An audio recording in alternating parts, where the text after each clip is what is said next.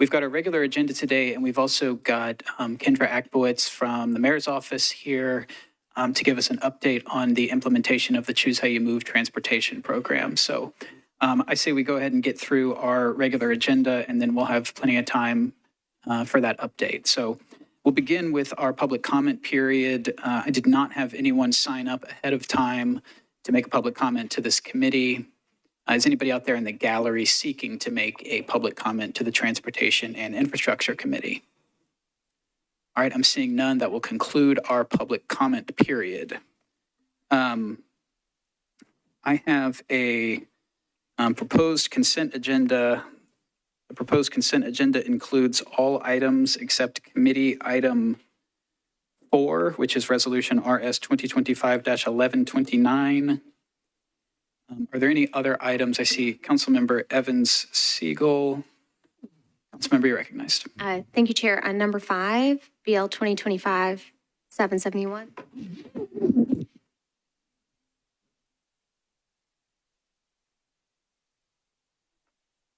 All right, so we're going to pull committee item 5, BL 2027-771. We're also going to pull committee item 1.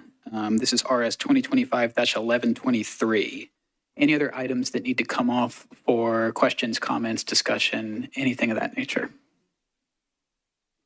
All right, seeing none, so I'm going to read the caption of our proposed consent agenda, and then we'll have another opportunity to remove items for discussion. All right, so consent agenda, beginning with committee item 2. This is RS 2025-1124 by Coupin, Gamble, and Parker. A resolution authorizing Nashville Gulch Lifestyle Hotel Owner LLC to construct and install an aerial encroachment at 118 12th Avenue South. Committee item 3, this is RS 2025-1126 by Greg, Porterfield, Gamble, and Parker. This is a resolution authorizing the Director of Public Property or his designee to exercise an option agreement for the purchase of a flood-prone property located at 3050 Boulder Park Drive for Metro Water Services. Committee item 6, this is BL 2025-774 by Cash, Gamble, and Parker. This is an ordinance authorizing the Metropolitan Government of Nashville and Davidson County to abandon easement rights for 7 properties located along Convent Place, formerly an unnumbered alley between Convent Place and Calhoun Avenue. Committee item 7, this is BL 2025-775 by Cap, Gamble, and Parker. This is an ordinance authorizing the Metropolitan Government of Nashville and Davidson County to abandon existing public sanitary sewer main, sanitary sewer manhole, and easement, and to accept new public sanitary sewer main, sanitary sewer manholes, and easements for property located at Riverside Drive, unnumbered, also known as Riverside Residential. Committee item 8, this is BL 2025-776 by Gamble and Parker. This is an ordinance authorizing the Metropolitan Government of Nashville and Davidson County to accept new public water and sanitary sewer mains, fire hydrant assemblies, sanitary sewer manholes, and easements for property located at Katonka Drive, unnumbered, also known as Evergreen Hills Phase 3.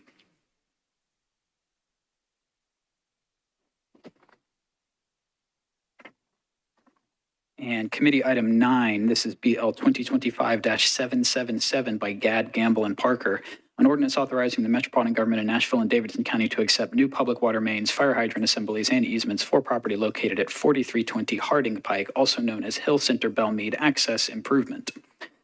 Committee item 10, this is BL 2025-778 by Druffel, Gamble, and Parker. This is an ordinance authorizing the Metropolitan Government of Nashville and Davidson County to accept new public sanitary sewer mains, sanitary sewer manholes, and easements for 3 properties located at 6214, 6218, and 6222 Harding Pike, also known as Brook Hollow.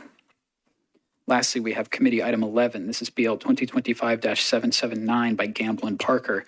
This is an ordinance authorizing the Metropolitan Government of Nashville and Davidson County to abandon existing public sanitary sewer mains, sanitary sewer manhole, and easements, and to accept new public sanitary sewer mains, sanitary sewer manholes, and easements for property located at 1300 Hunters Lane.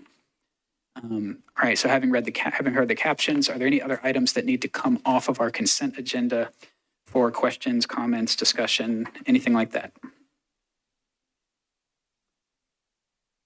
Councilmember Horton, you're recognized. Thank you, Chair. I just wanted to confirm item number 4 was off consent. Committee item 4, resolution RS 2025-1129 is not on the consent agenda. Thank you. Thanks. Anything else? All right, seeing nothing else, if we could get a motion and a second on the consent agenda, please. All right, properly moved and seconded. Is there any discussion on the consent agenda? All right, seeing none, let's go to a vote on the consent agenda. All those in favor, please say aye. Any opposed? Any not voting? All right, are we still at 9? All right, recommend approval of the consent agenda. 9 in favor, 0 against, and 0 not voting. All right, that brings us to our first item not on consent. This is committee item 1, resolution RS 2025-1123, a resolution by Benedict, Porterfield, Gamble, and Parker, a resolution approving a preliminary engineering agreement between CSX Transportation, Inc., a Virginia corporation with its principal place of business in Jacksonville, Florida, and the Metropolitan Government of Nashville and Davidson County to facilitate bridge replacement over CSX T-Rail at West Due West Avenue. Can we get a motion on this? All right, we have a 1 meeting deferral from the lead sponsor. Can we get a second on that? All right, any discussion on a 1 meeting deferral? Councilmember Benedict for an explanation. Thank you, Chair. So this needs Planning Commission approval, and it hasn't been given yet. So with that, again, I renew my motion. 1 meeting deferral. All right, with that explanation, we've got a 1 meeting deferral before us. Any further discussion? Seeing none, all those in favor of a 1 meeting deferral, please say aye. Any opposed? Any not voting? Thank you. Recommend a 1 meeting deferral, 9 in favor, 0 against, and 0 not voting. All right, next we have committee item 4. This is RS 2025-1129 by Hancock. A resolution requesting Mayor Freddie O'Connell to compel the Metropolitan Nashville Police Department and the purchasing agent to complete the procurement of license plate readers for use by the Metropolitan Nashville Police Department. Can we get a motion on this? Would a committee member please move I see a motion. Can we get a second? All right, it's properly moved and seconded. Any discussion? Typically, I'll go to the lead sponsor first. Lead sponsor is present here with us. Councilmember Hancock, do you seek to be recognized? All right, you're recognized. Thank you for recognizing me, even though I'm not on this committee. I really am excited about talking in front of the Transportation Committee because I think I might be the only council member that has their own bus route consolidated inside their district. About 76. Anybody else? No. Okay. So I'd like to withdraw this with a brief comment. Absolutely, sure. So I know that we've gotten tons and tons of emails from the public, and I want to make sure that they know that we're being listened to.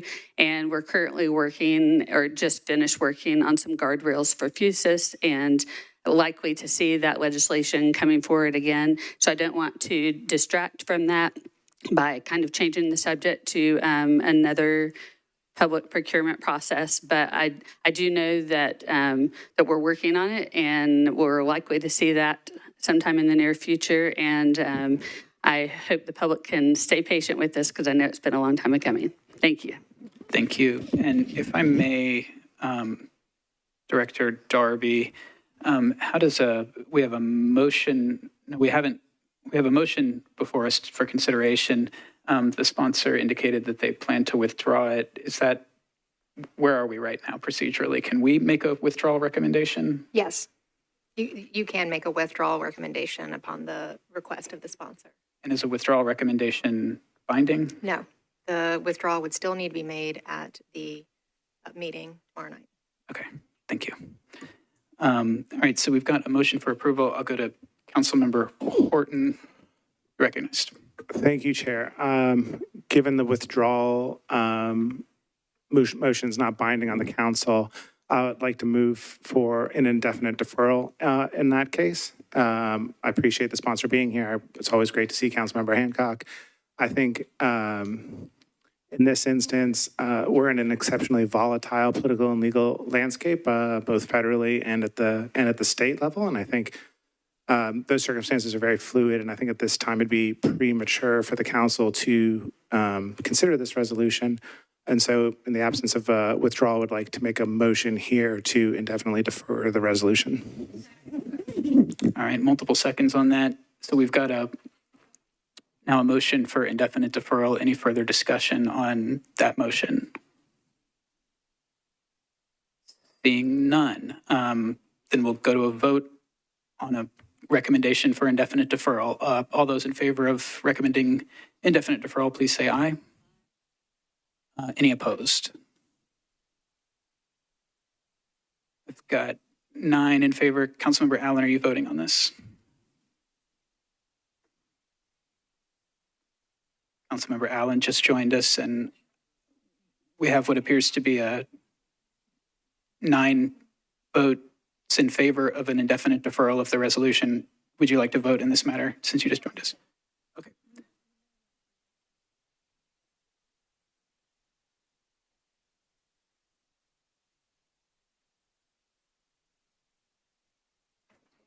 Okay.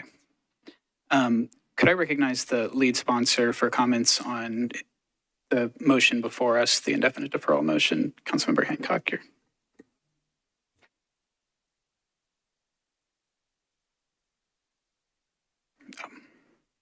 Point of order, Emily, Councilmember Benedict. Thank you, Chair. Almost said Sean. Did not mean to return that.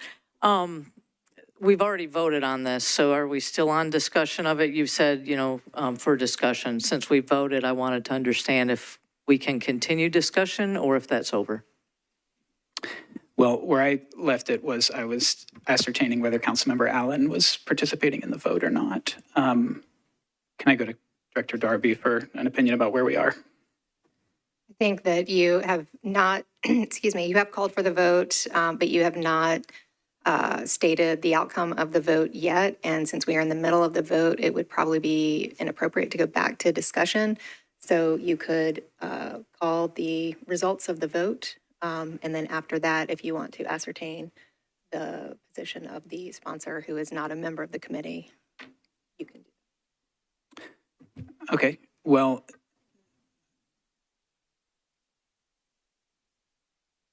no.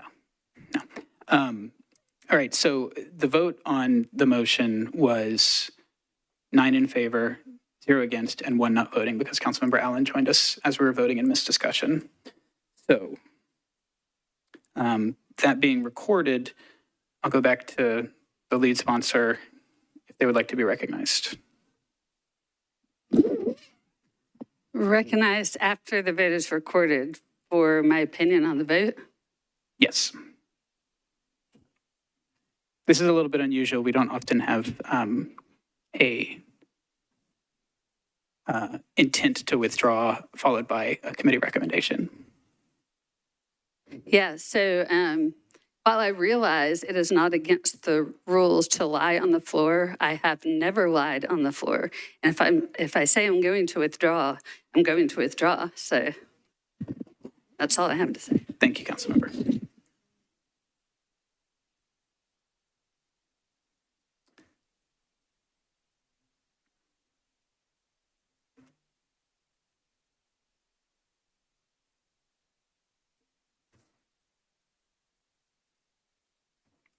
All right, lastly on our regular agenda, we have committee item 5. This is BL 2025-771 by Sepulveda, Prep T, and Parker.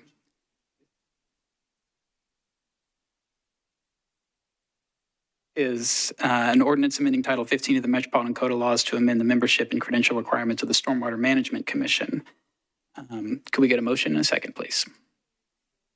All right, properly moved and seconded. We've got lead sponsor and committee member Sandra Sepulveda here. You're recognized. Thank you, Chair.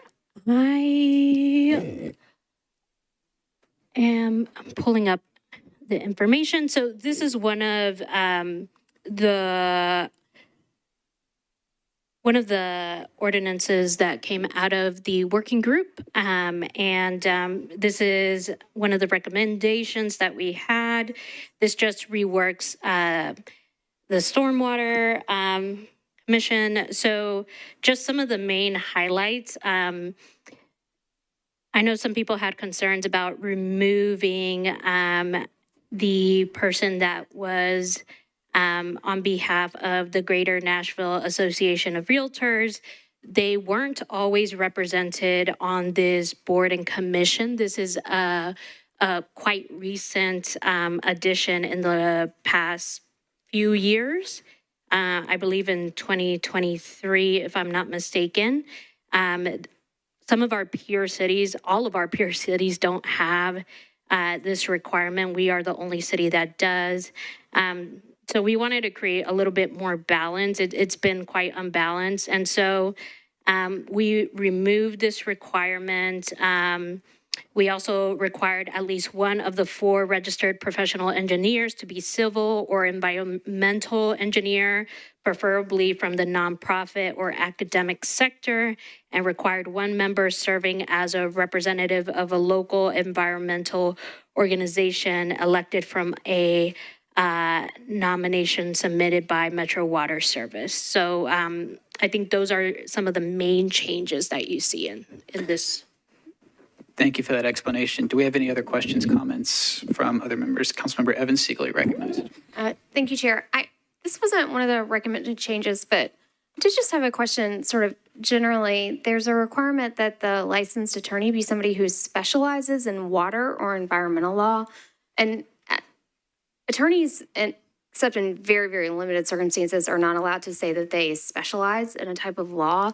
And I'm curious if we looked at changing how we talk about the attorney who has to be on the board, because I think that neither environmental nor water law are areas in which attorneys can actually legally say that they specialize. Thank you for that question. Could I go to the administration table? That question was specifically about the, did you get the question? Yes, sir. If you'd please introduce yourself, you're recognized. Thank you, Mr. Chair. Dave Rosenberg with the Mayor's Office.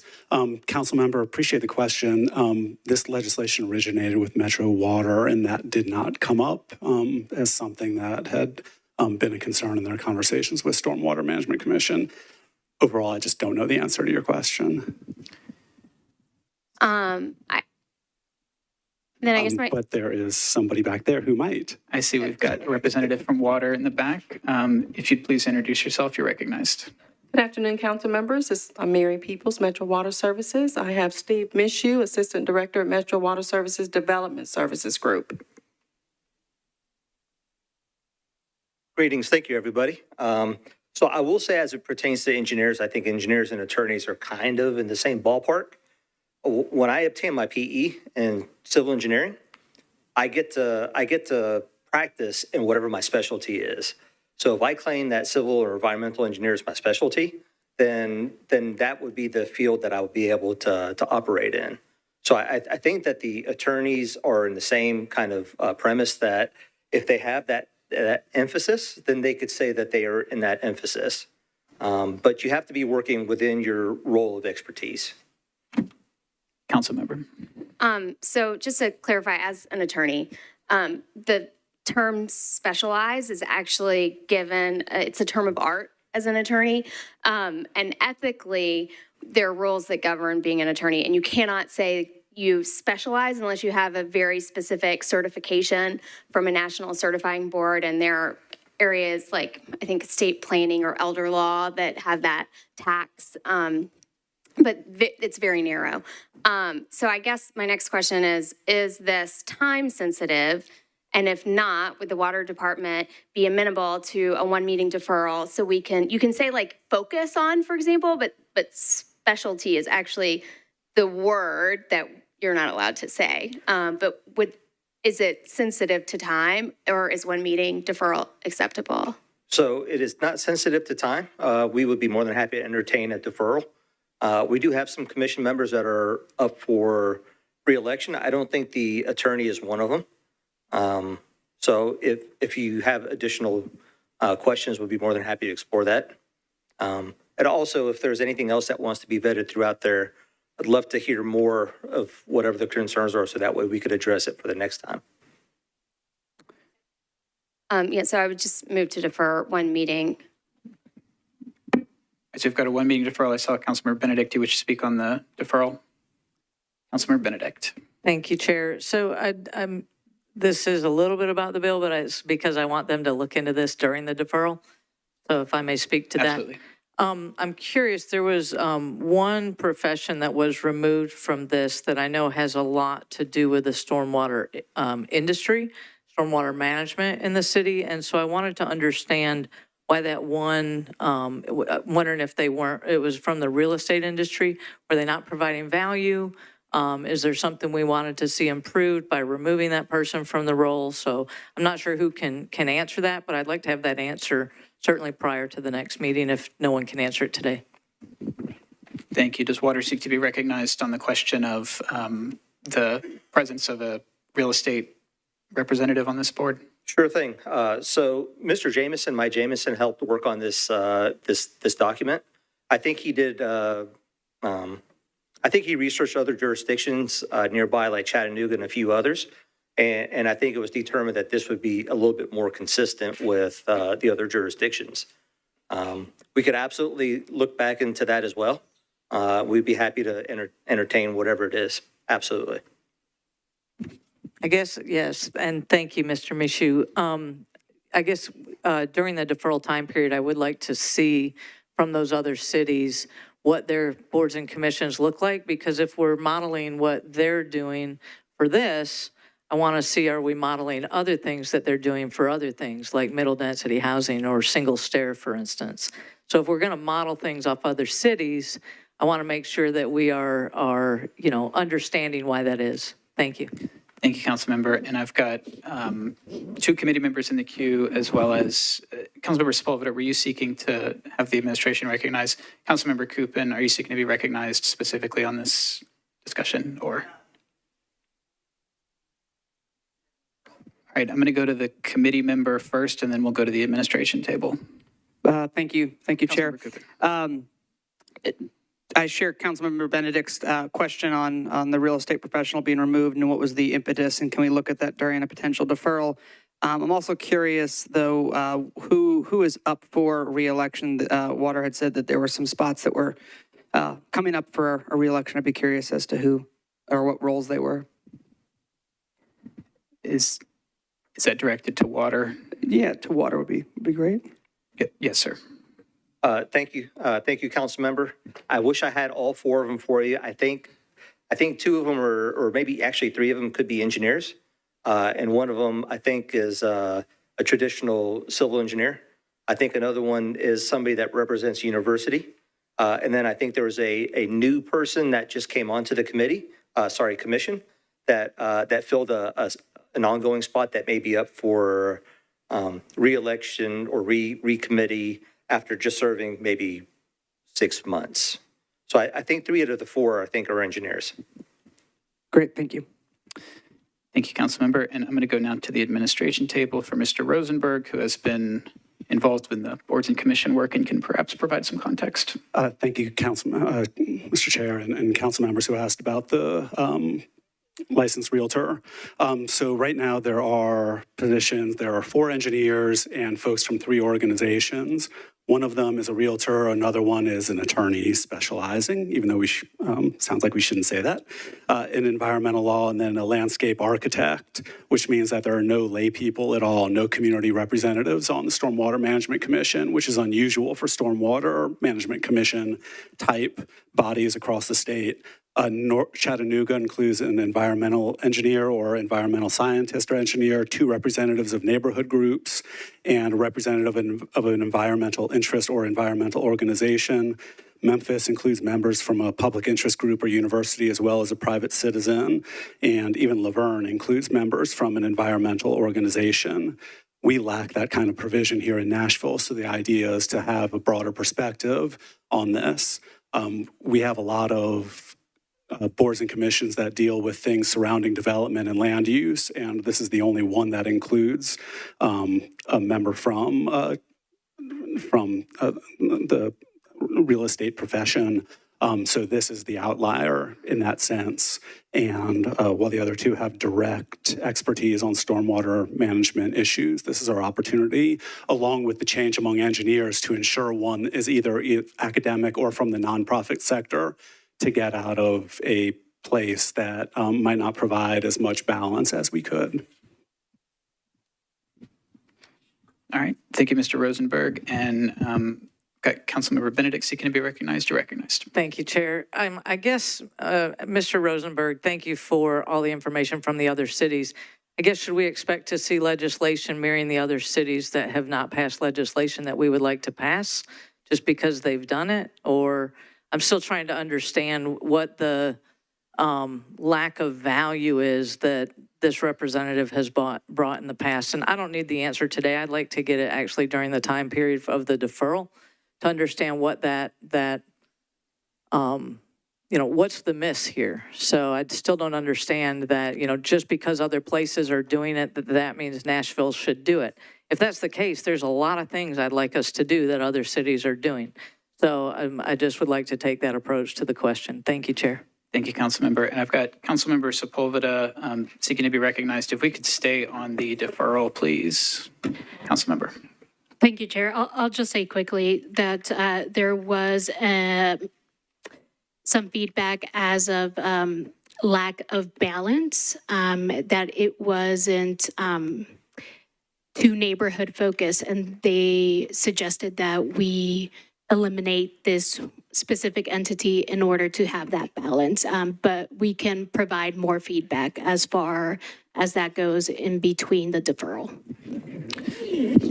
Thank you. So we've got a deferral before us. I would recommend folks reach out to Mr. Rosenberg or the good folks at Metro Water for any discussion ahead of any potential amendments that you might make.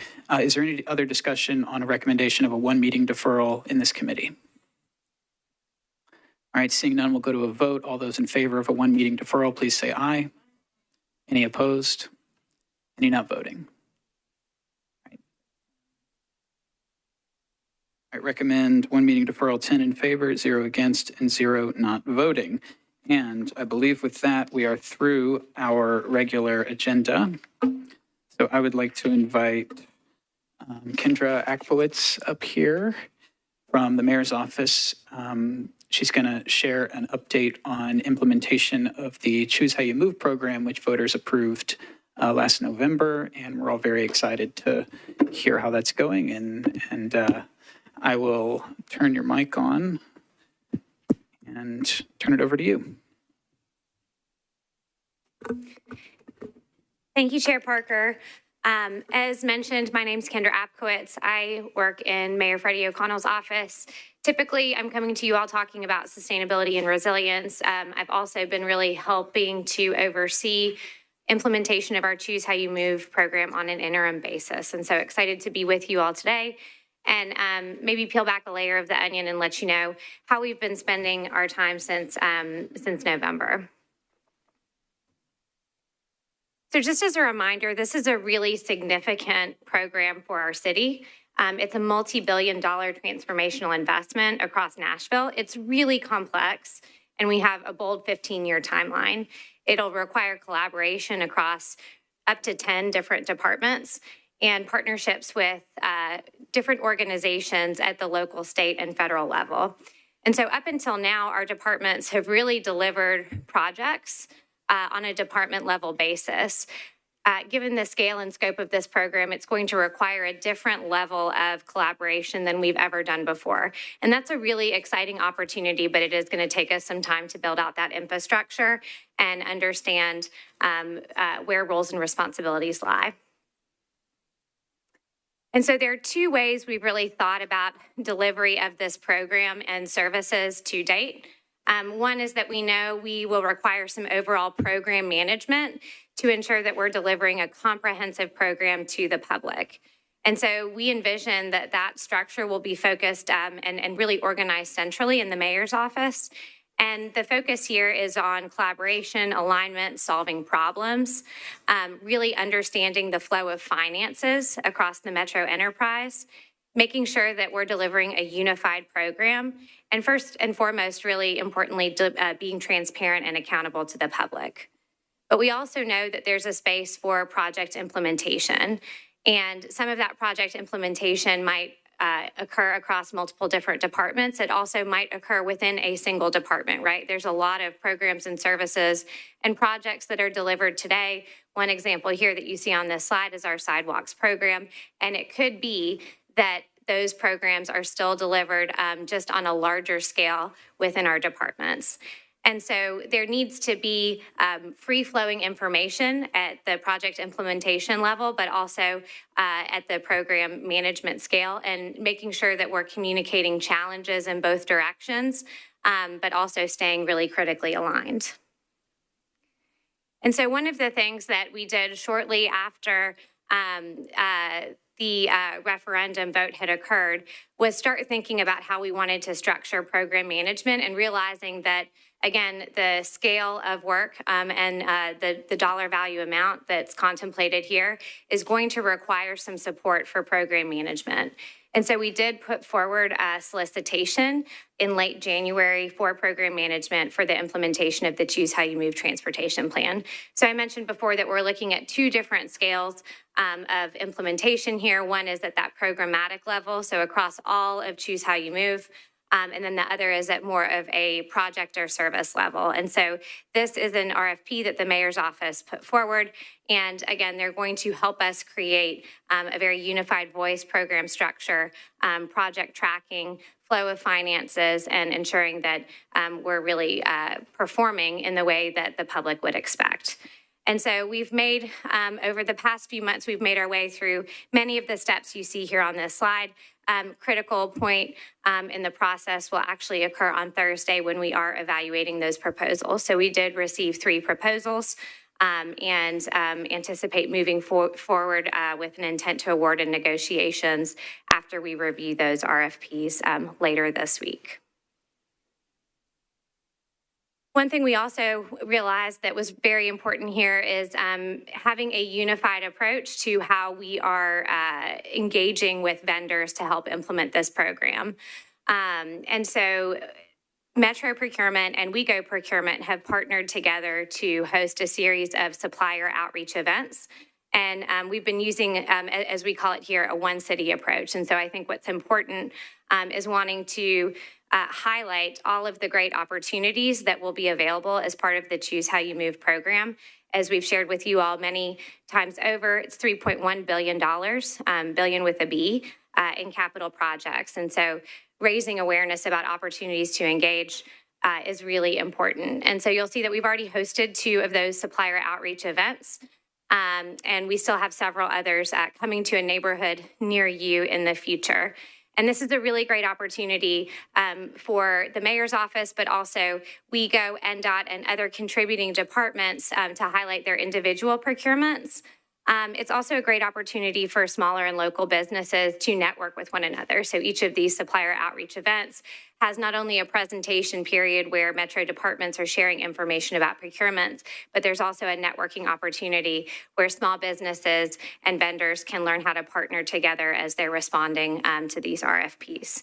And we're constantly updating the delivery of information. And so as additional projects are ready to proceed with the RFP process, we'll be adding information about those.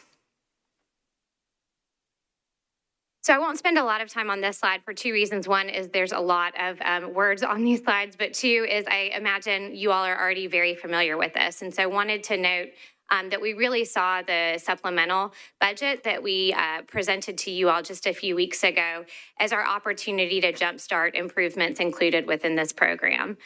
So it has a number of operational and capacity building elements. We'll talk a little bit more about this here in a moment. But there is going to be a ramp up period for us in terms of building staff capacity to be able to deliver on this program. And so we did include funding, partial funding for a series of positions that are going to better equip our departments to be able to execute on this work. And then it also included some funding for staff in the mayor's office to help out with that program management. And then as you also are aware, there are a number of really foundational projects and services that were funded as well.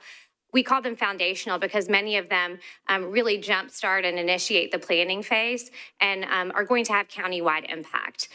So without a critical, thoughtful, and intentional planning period, we'll really be limited in terms of how far we can go and the pace with which we can implement projects moving forward. And so you see the listing of that initial swath of projects, but really there's a lot of planning work that's going to set us up for success moving forward.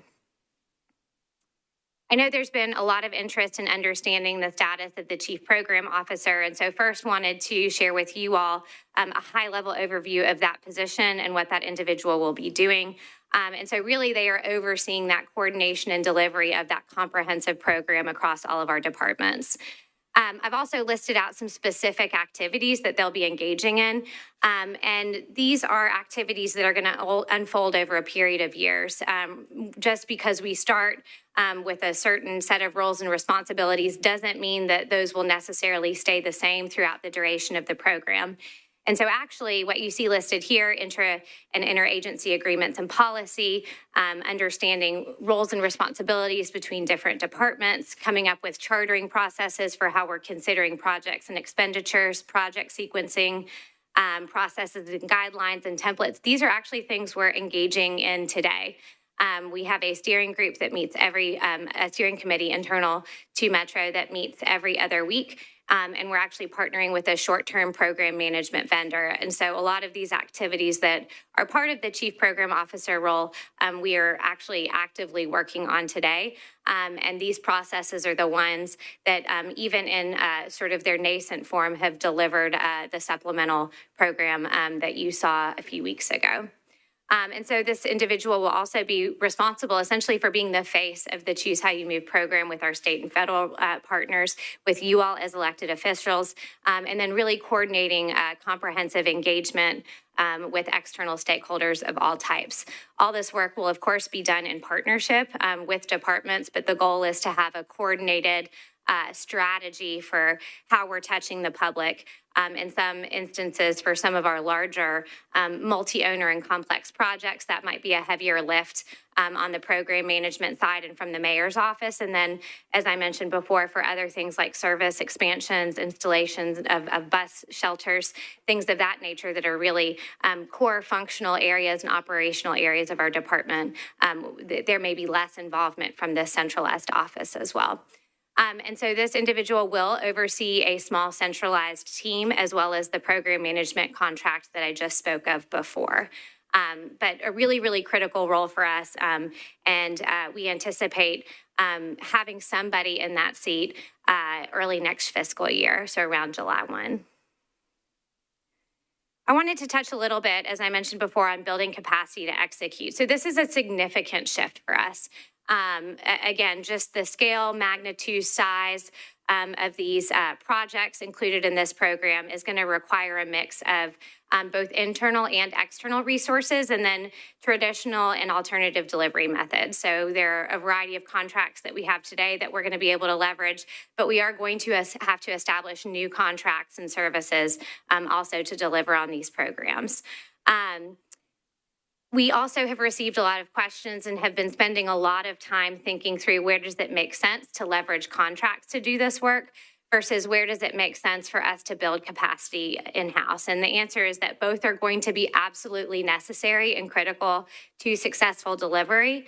It is probably likely that because it does take time to hire and onboard staff, there will absolutely be a necessity to utilize those contracts early on, especially to deliver some quick wins that the public deserves.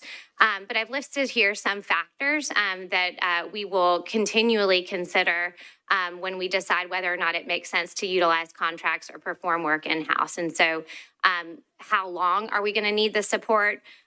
Is the activity something that actually clearly falls within our departmental responsibilities, or is it more of a one-off activity? Do we have the knowledge base and experience today? Is it something that we can build? When do we need those resources? And are they readily available externally? And so this is by no means an exhaustive list of everything that we would consider, but I wanted to share with you some of what we're thinking about today when we consider how long it might take us to bring in resources in-house, and then how we can best leverage out-of-house contracts. So that concludes my prepared updates. I'm happy to answer any questions that you all have. Thank you. So council members, I saw Evan Siegel, Ellis, Sepulveda. We'll start there. All right, Councilmember Evan Siegel, you're recognized. Thank you so much. Y'all have done so much in like a very short time. I think I understand the structure that is coming. And from what I understand, the chief program officer is going to implement the program that we're going to get from the RFPs working with somebody, and that it's all going to be in the mayor's office for now, because it involves multiple departments. And my question is, historically, mayors serve 2 terms, so let's assume this, right? But that's all they can serve. And what we know is that, new mayor comes in and the department or the staff members in the mayor's office are fluid. And so a new mayor could have different priorities. Is there any sort of forward-looking thinking, okay, well, at some point we might need to spin this out of the mayor's office so it becomes like an independent thing that continues to exist regardless of who the mayor is? Thank you, council member. That's a great question. And the answer is yes. We have thought through that long term. The intention is after the program structure and first few years of implementation are off and running, those are activities that would, for the most part, be institutionalized within departments and inherited by departments. Now, I think there are, types of actions could fall on a spectrum, right? Maybe it makes sense for there still to be some sort of centralized programmatic office, but again, maybe it doesn't need to live within the mayor's office. And so I think there's a variety of different ways you could structure that, but there is an acknowledgement that administrations change, priorities change, but there is a desire to protect and preserve this work. And so in order for that to happen, it does need to be institutionalized. So that's part of what will happen during, I would say, the first 3 to 5 years of the program. So first 2 to 3 years is really ramping up, putting structures in place, building capacity, and then as that becomes more, I would say, understood work by Metro and our departments, that's when really that work will get pushed down for implementation. Thanks. Thank you, Councilmember. Next, I had Councilmember Ellis. Councilmember Ellis, you're recognized. Yes. So 2 questions. One, just to piggyback off the question that she had. So are you, I guess I should ask first, instead of assuming, are you all anticipating any of this work through Chimey, as you guys say, to start happening between now and the end of the fiscal year, or no? So the FY25 supplemental that you all approved a few weeks ago, those funds are, as far as I understand, already available to departments, and work can begin can begin today. And so because we know that there is a lot of foundational planning work that needs to happen, we wanted to ensure that those funds were accessible so we can really begin executing on these projects. And so yes, there is activity that will be happening between now and the end of the fiscal year. That really differs on a project by project basis. And so if you have a question about flow of funds as it relates to a specific project, please come talk to me and we'll get you an answer. But that work is beginning. Perfect. And so one other question to follow up on that. So for thank you. The foundational projects and programs that you all have, like what measure or metric or stat is being used to, decide what program gets implemented and when? So I'll give you a couple answers to your question. One is we are, as part of our program management work, we will be developing a comprehensive performance dashboard that will include a variety of different metrics. Some of those are going to be programmatic in nature. So think about, dollars spent out of total dollars planned for, or number of projects delivered on schedule and within budget, right? So we can have some programmatic level metrics, and those that I just listed are by no means exhaustive. I think we would want a really well-rounded set of metrics that speak to both outputs and outcomes. So what are we actually delivering in terms of programs and services, but also how is that impacting and improving our residents' life? So we will be developing that overall framework. That's something that our vendor partner will be helping us with. But there's also a variety of different project-specific metrics that we can be tracking as well. And so part of the process of the early stages of planning for the projects that were funded in the supplemental is coming up with a way to measure progress and success of implementation. So short answer is we don't have just one thing that we're tracking, but we will be developing those metrics over time. I think there was also an aspect of your question that was, how are you choosing the projects that you're choosing?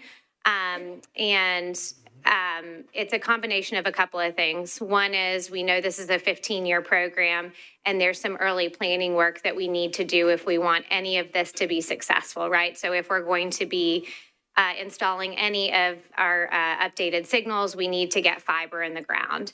And so we have to develop a plan for getting fiber in the ground across the county if we want to deliver on these signals. So that's, some of this is a necessary sequence of planning, then design, then actual construction. And then there is a subset of projects that had been funded during prior either capital spending plans or prior operational budgets that make sense to continue because they're farther along in terms of their progression. And so some of these items are things that had already been started and had finished, for example, a first phase of work, but it makes sense to continue them because they're ready for implementation. And so these early projects, I would say, are things that we have to start in year one if we want to finish the program by year 15, but also things that are quick wins because we've already done a lot of the planning work in advance. But over time, we will be developing a more robust sequencing and prioritization criteria that we will vet with our advisory committee on transportation, so that it will be a more comprehensive look at how we're sequencing projects. Perfect. Thank you for that. Just one more question, just to sort of cap that point that I was making is that I'm waiting with bated breath to figure out how this is going to work because I plan to fight like a contestant on Hunger Games for funding for District 29.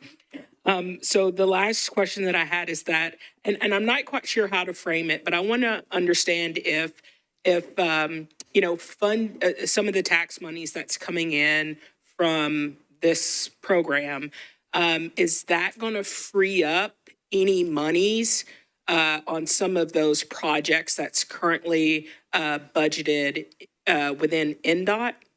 So like, will NDOT have like buckets of money available now that tax dollars are coming in? So as we build out and sort of accumulate healthier resources under Choose How You Move, the expectation is that it will be able to free up some resources for redistribution elsewhere. And I think there will always still be a need to fund certain activities outside of Choose How You Move in capital spending plans, but the intention is that now that we have dedicated revenue sources for transportation improvements, that is going to free up some resources to shift elsewhere. But that's a conversation that will evolve over time with finance, with departments, with you all, as we get a better handle on the financial model and how we perform financially compared to what was modeled and what we expect to receive in revenues. Thank you, Councilmember. Ahead, Councilmember Sepulveda next. You're recognized. Thank you, Chair. I did have a question. Towards the end of your presentation, you mentioned the bringing in-house and the contracting out piece of it. I do remember in one of our minority caucus meetings, we had representatives from NDOT come and say something similar, that they were contemplating bringing in-house certain projects, because we did ask about the time frame that certain things took, right? Sidewalks, traffic calming, et cetera.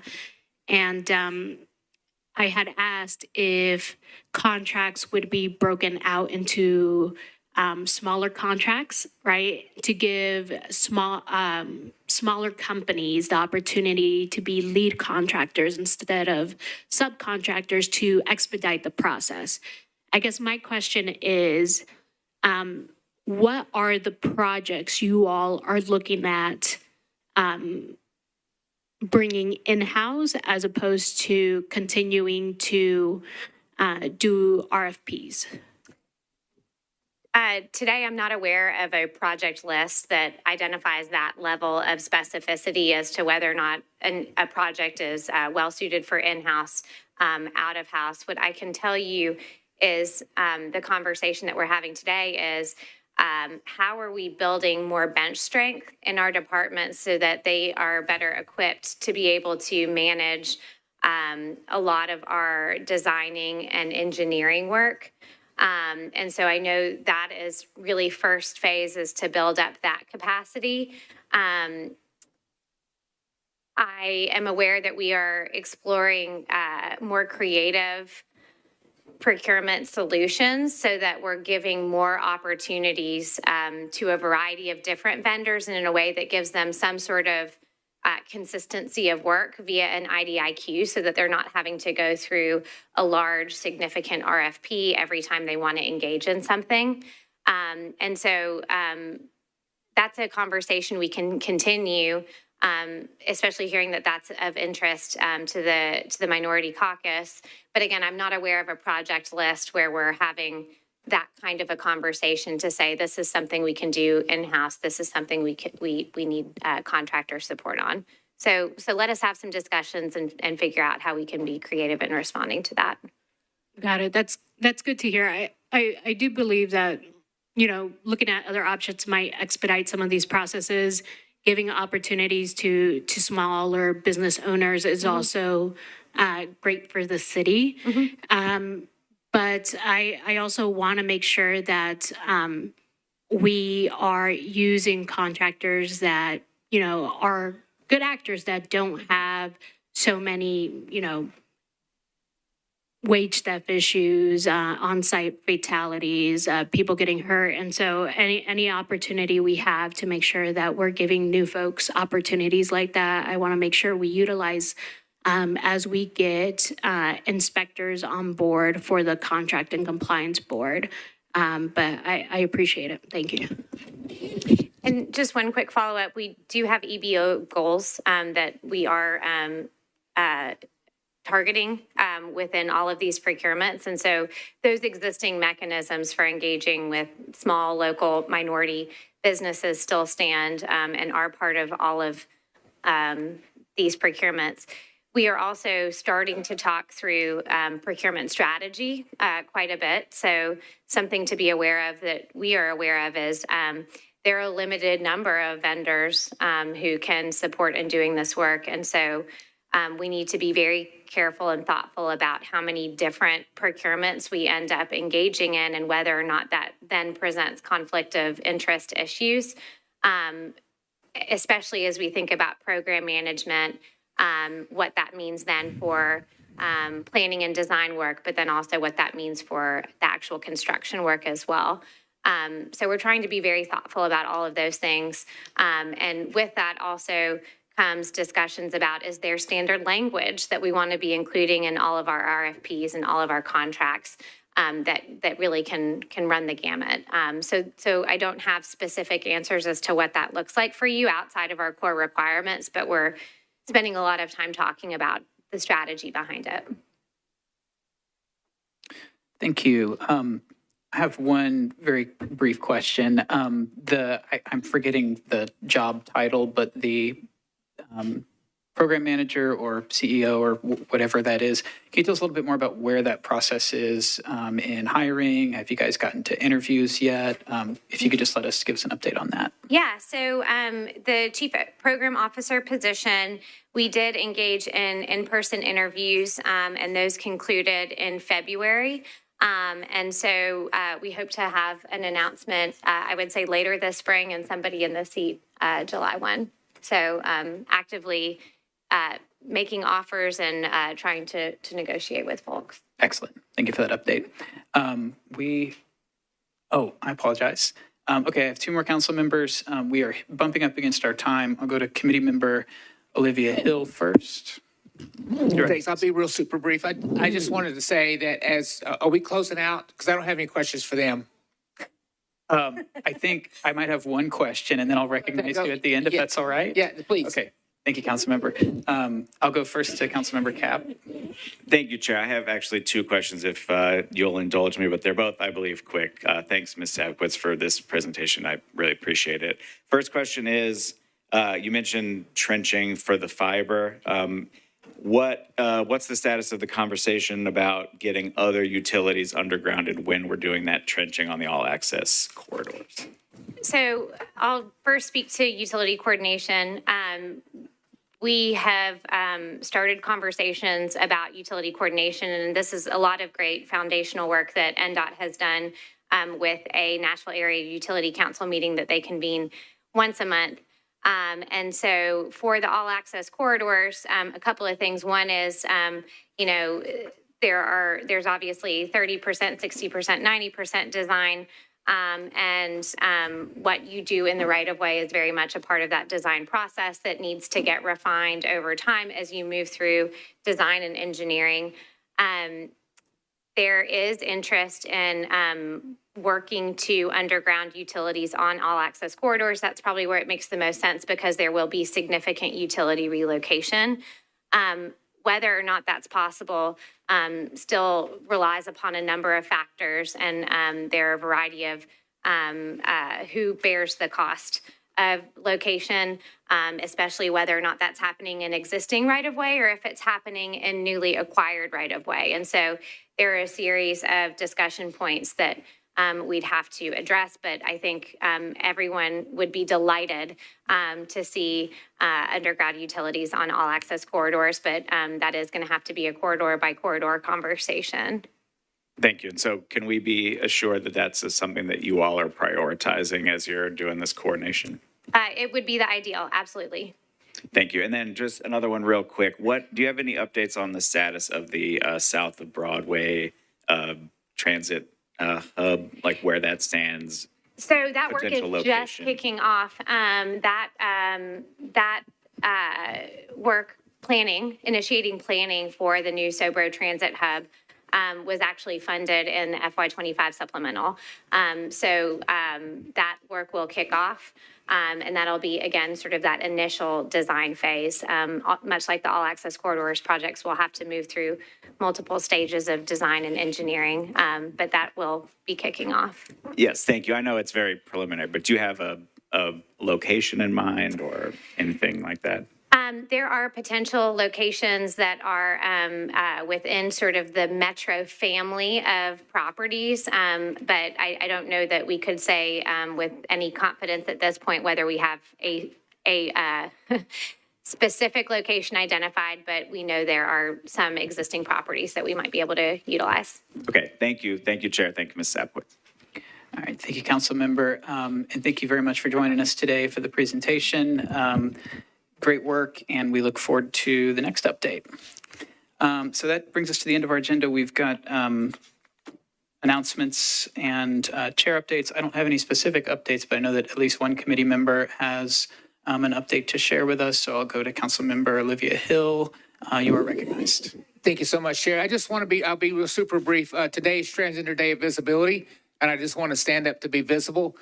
In case there's any folks watching, I'm trying all I can do to be as visible as I can, and I think I must be doing some pretty good work, because when you end up on Jesse Waters' show and they play a clip of you to make fun of you, you know you're doing some good work. So I'm speaking tonight. I'm one of the keynote speakers at Unitarian Universal Church at 1808 Woodmont from 7 to 9. If anybody wants to come by, you're more than welcome. I'm one of the key speakers, and I'd be love to have you all there. Thank you so much. Thank you, Councilmember Hill, for being here today and being visible with us here at the committee hearing. Any other announcements from committee members to any matters relevant? Okay, well, we're going to turn it over to planning, and thanks everybody for making it here for a 3:30 start time today.